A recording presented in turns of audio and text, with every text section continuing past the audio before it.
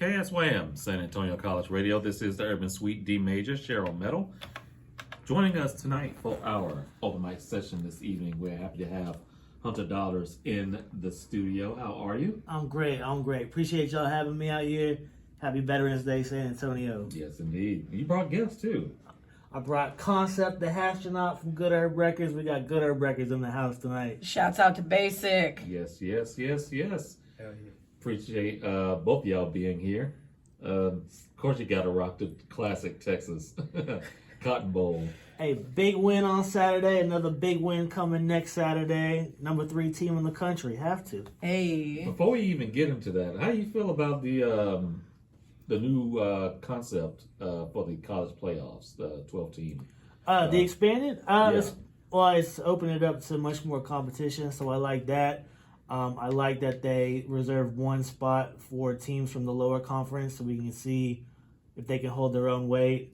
More hands in the pie, more hands in the kitchen. It's good for everybody. Yeah, it's going to be very interesting to see what happens. Right now, Boise State got that 12th spot locked, but you never know what might happen with Army either. So it's going to be an interesting postseason. It'll be very, either way, interesting to see how teams would prepare to play Army in their triple option offense. Mm-hmm. You don't have a lot of time to get ready for that. You don't see that if you're in the SEC or in the Big Ten. You don't see that.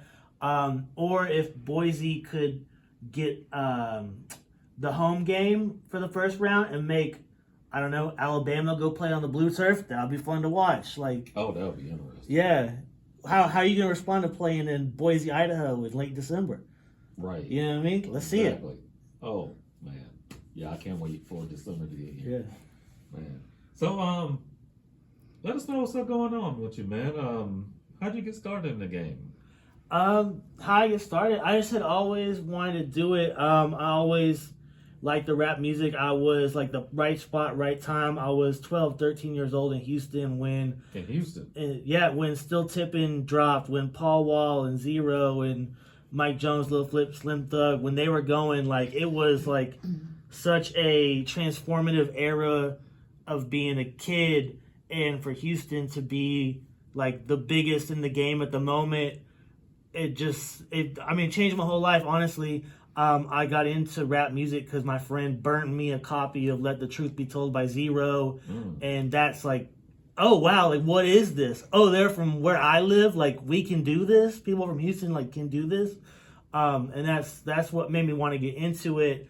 It always was a thing I wanted to do. It always felt like a thing that I wasn't allowed to do. Mm-hmm. And then when I had graduated college, I got a job at a school, and the first job I ever had, the company went under 8 months after I was there. But they gave us quite a big severance package, and I was like, well, I've always wanted to try this. So I found an open mic in Austin at Spider House, and I went, and it was cool, and I went again, and it kept being cool, and the people kept being cool, and met Ben Buck at that, and wow. It just kind of became an addiction, and it was just a thing I wanted to keep doing, and now I feel like my life is when's the next show, so it just kind of became an addiction for me. Yeah, wow. So where'd you graduate from college? I went to UT. I went to Texas. Oh, word. Yeah, Oh, I did the radio TV film program there. Nice. So the building is kind of flood back of memories there. We did I didn't have a radio show, but I had a late night TV talk show, Okay. like a Jimmy Fallon, like a Jimmy Kimmel. Oh, word. We started. It was called Longhorn Late Night. Mm-hmm. They still do it today, and that's one of my biggest accomplishments was we started this TV show that a long time ago is still going today. So yeah, that was cool. Still the same set on everything, or that kind of updated? Oh yeah, it's been updated and redone. Now it's more like a sketch, Saturday Night Live kind of deal. Okay. But we had musical guests, and I was always booking the musical guests. So I booked some bands, but then rappers too out of Austin, Franchise, and I booked Corey Kendricks to be on the show. Nice. Yeah, so it was a good time, man. Yeah. Our first guest was Kenny Vaccaro. He was the All-American safety at UT. Mm-hmm. He got drafted by the Saints. Word. We got him the day of the pro combine, pro scouting day at UT. Uh-huh. So technically, like, that was his last thing he ever did as a Texas Longhorn. So we didn't have to have the media director sign off. He just like came over to be on the TV show nice. afterwards. We didn't have to get Man. any approval or anything. Yeah. Okay, so how's the experience, considering that you're behind the mic, emceeing? How's the difference between being in front of a camera, going through all of this Yeah. as a host? So what had always appealed to me about it, the music, being a rapper, doing the music, was I didn't have to count on anybody but myself. Mm-hmm. I write the song, I learn the song, I memorize the song, I show up and do it. Like, Yeah. that's what has, like, that was the appeal for it, because trying to do things as you were getting older, like, people wouldn't show up, people would flake, oh, I gotta reschedule. So that's what it was for me. Yeah. But you write a song and you're performing it and the people are feeling it, like, there is nothing like that. Nothing like that. Man. So how long were you doing the show, the late night show? Oh, that was my last 2 years of school. Yeah. 2 years. Yeah. Man. Only in front of the camera? You didn't like dip back behind and play around that way? I mean, not like filming or anything, but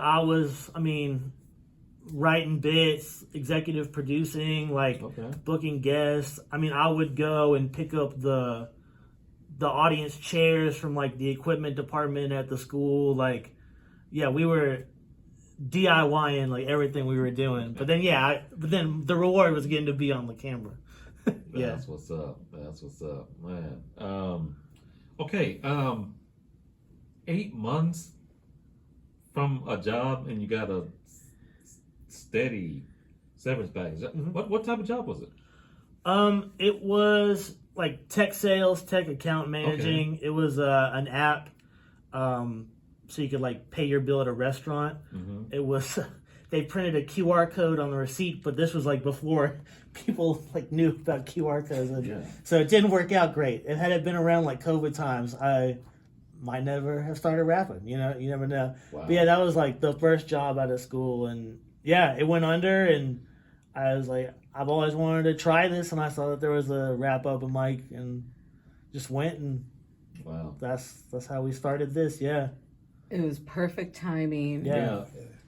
Talk about you never know what might come your way Yeah, from the divine intervention. Yeah. tragic to triumph in a way. Well, I feel the same way about getting on Good Herb Records and meeting this dude. Same story about open mics, but I moved here during COVID, and because my wife has an autoimmune, like, I didn't go outside for a year. We were in the apartment, not leaving, not doing nothing, and then we got, like, the vaccines and stuff, and I saw that there was an open mic at Hondros, which was walking distance to my apartment, and just started going to that, and that's how, like, the second wave started. Yeah.